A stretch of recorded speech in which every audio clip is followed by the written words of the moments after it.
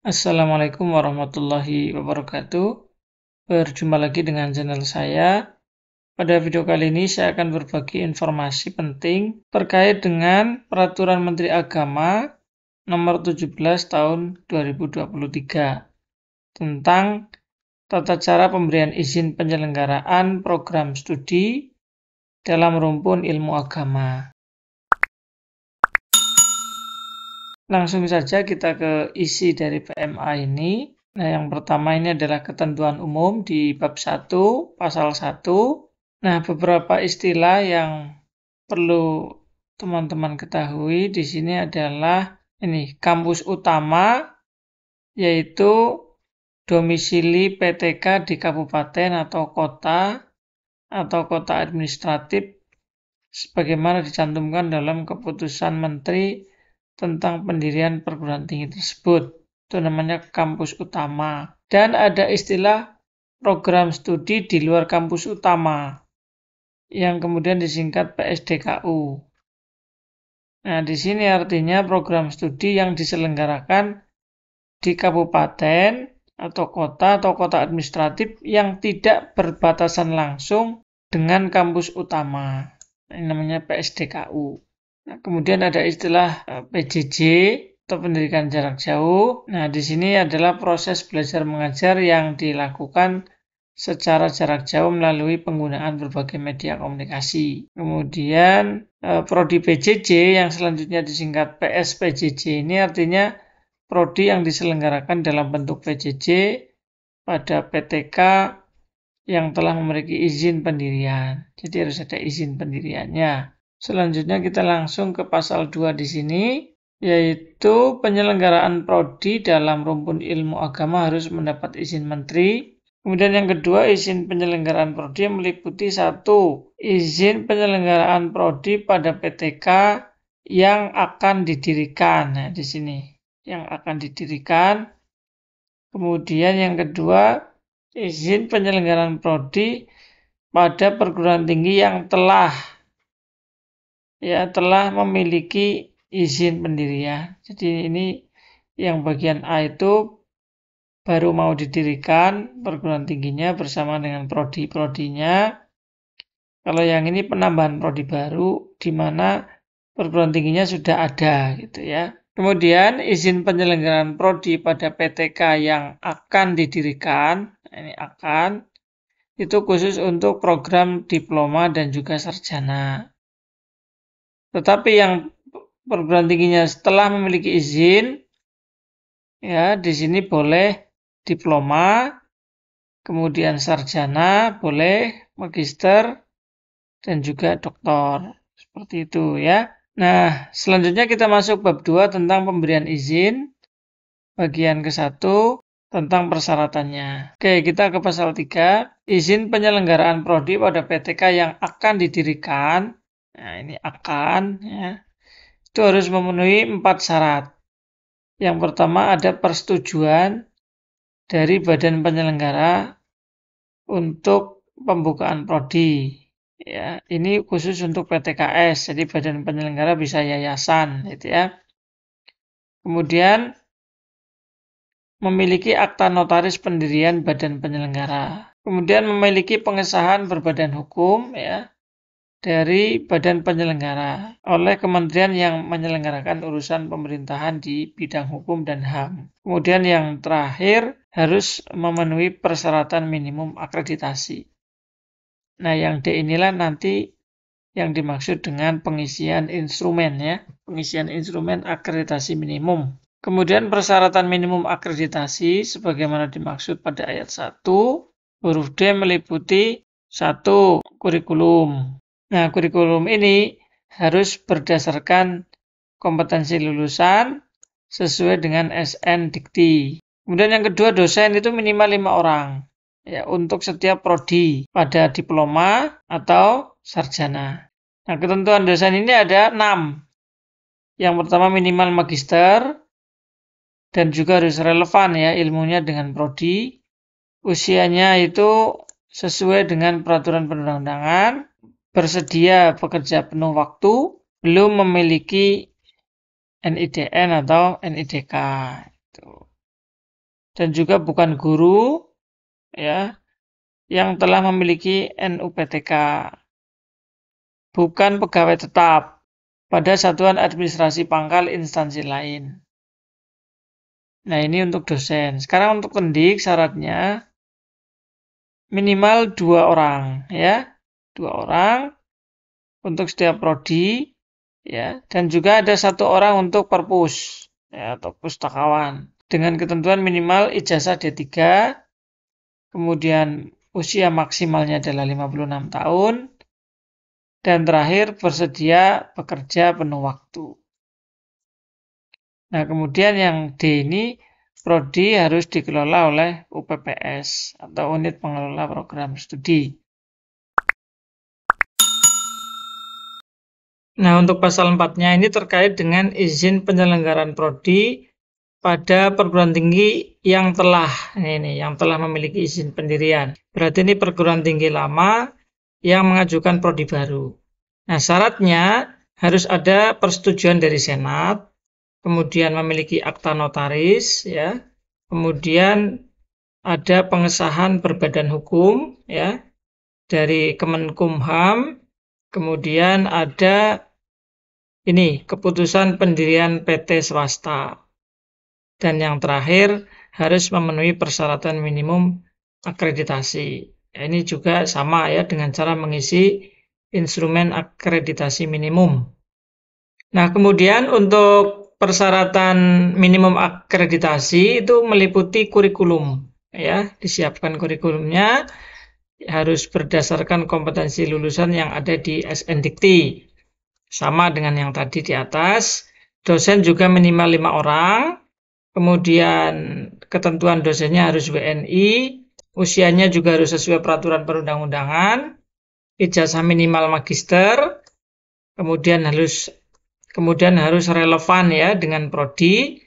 Kemudian di sini berijazah doktor yang bidang ilmunya relevan dengan prodi, ya ini untuk program magister dan juga doktor.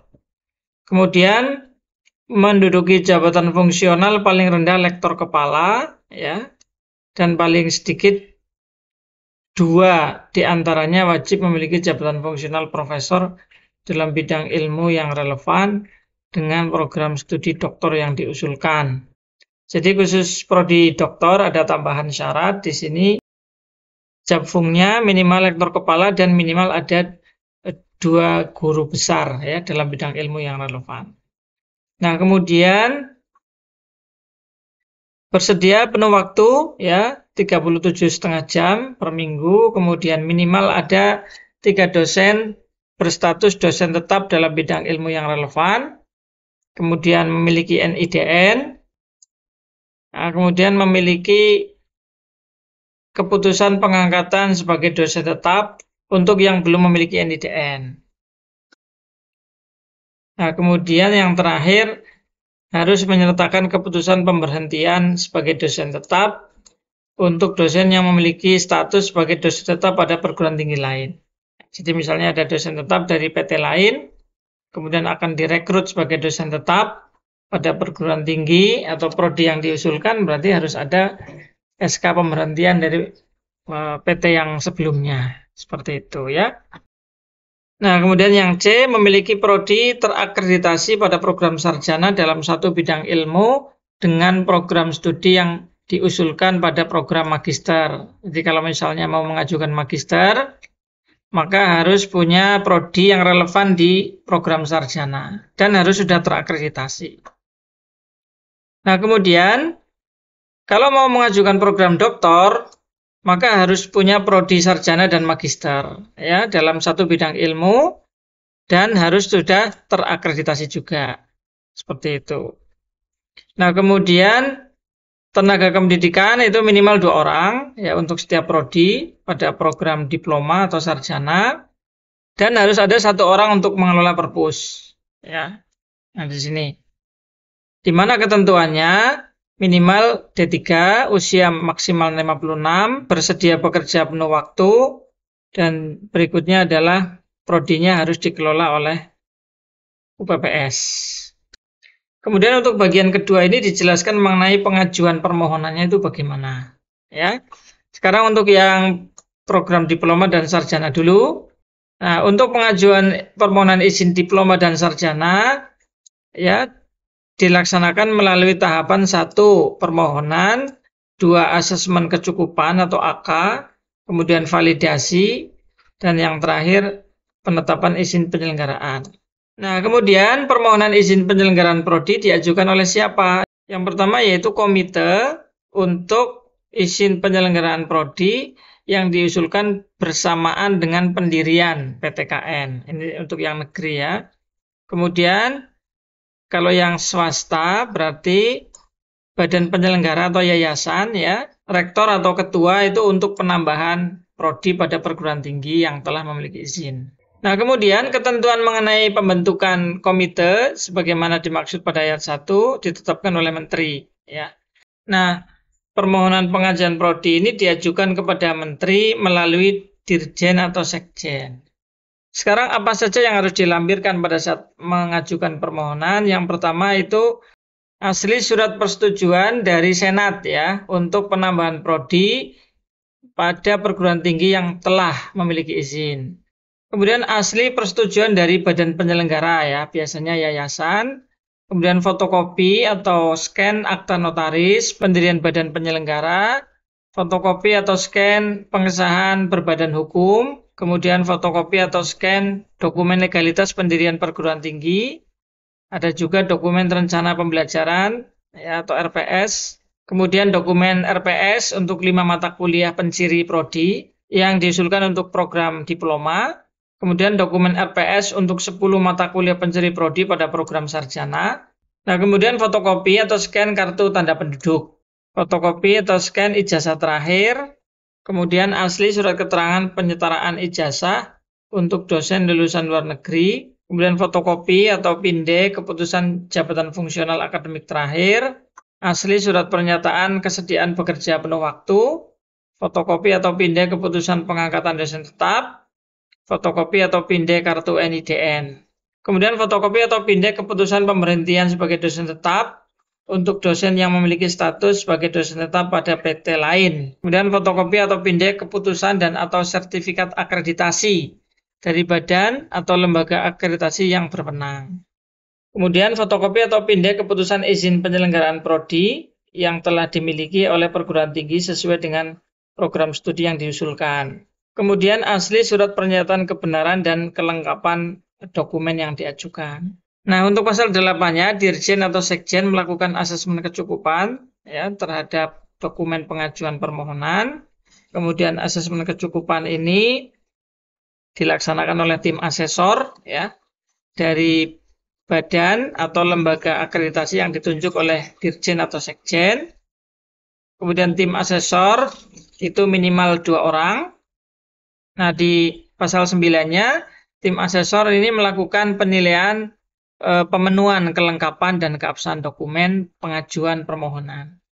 Hasil penilaian tim asesor itu disampaikan kepada Dirjen atau Sekjen. Pasal 10-nya, Dirjen atau Sekjen mengajukan permohonan validasi atas hasil AK itu kepada badan atau lembaga akreditasi. Tergantung nama prodinya, masuk cakupan LAM ataukah TAN PT.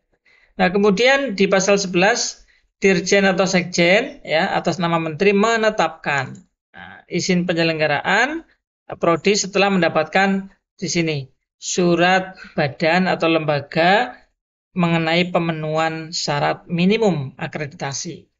Ya, itu hasil validasinya misalkan kok ternyata memenuhi ya syarat minimum, maka barulah Dirjen atau Sekjen atas nama menteri menetapkan izin penyelenggaraan. Nah, sekarang untuk yang program magister dan doktor, di sini di pasal 12 disebutkan bahwa pengajuan permohonan prodi magister dan doktor dilaksanakan melalui tahap pertama adalah permohonan, kemudian AK, ya. Kemudian ini ada tambahan, asesmen lapangan. Ya, kalau tadi diploma sama sarjana tidak ada asesmen lapangannya. Kemudian ini ada validasi dari BAN PT atau LAM, ya sama dengan yang program diploma maupun sarjana. Ya, di sini baru penetapan izin penyelenggaraan. Jadi ada tambahan 1 tahap untuk yang program magister maupun doktor. Nah, untuk permohonannya itu diajukan oleh rektor ya atau ketua sekolah tinggi kepada menteri melalui dirjen maupun sekjen ya sama dengan di atas. Nah, ini lampiran-lampiran yang harus disiapkan ya, asli surat persetujuan dari Senat, kemudian dari badan penyelenggara, fotokopi atau scan akta notaris pendirian badan penyelenggara, kemudian fotokopi atau scan pengesahan berbadan hukum, kemudian fotokopi atau scan dokumen legalitas pendirian perguruan tinggi, dokumen RPS untuk 5 mata kuliah penciri prodi ya untuk magister, kemudian untuk yang doktor itu adalah 3 mata kuliah saja ya. Nah, kemudian ada fotokopi atau scan KTP, ijazah terakhir, kemudian penyetaraan apabila ijazah luar negeri, ya.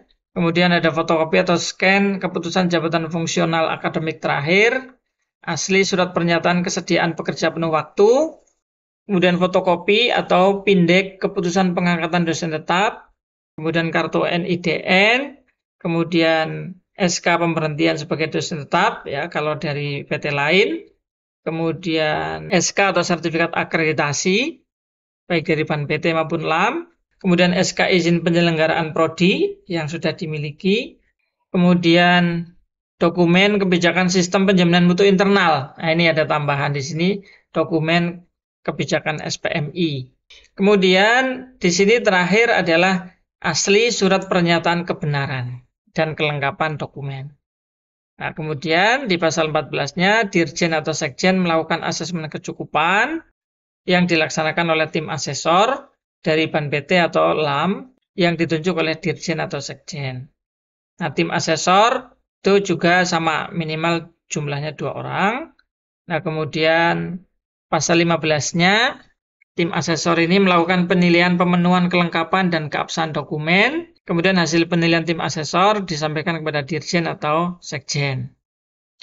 Nah, pasal 16-nya, dalam hal hasil asesmen dinyatakan memenuhi syarat, tim asesor melakukan AL atau asesmen lapangan. Nah, di sini ya. Nah, AL dilakukan dalam bentuk verifikasi fakta dan juga kondisi lapangan ya terhadap data atau informasi yang disampaikan pada dokumen usulan. Nah, hasil penilaian tim asesor ini nanti disampaikan kepada Dirjen atau Sekjen. Nah, setelah itu pasal 17-nya Dirjen atau Sekjen mengajukan permohonan validasi ya atas hasil asesmen kecukupan dan asesmen lapangan kepada BAN PT atau LAM ya.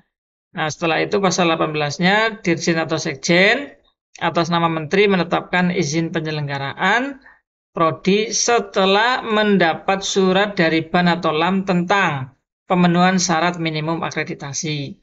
Nah, sekarang bagian 3 ini tentang persyaratan dan tata cara pemberian izin. Ya, program studi, pendidikan jarak jauh, dan program studi di luar kampus utama atau PSDKU. Nah, di bagian ketentuan umum di pasal 1 ini sudah dijelaskan pengertiannya.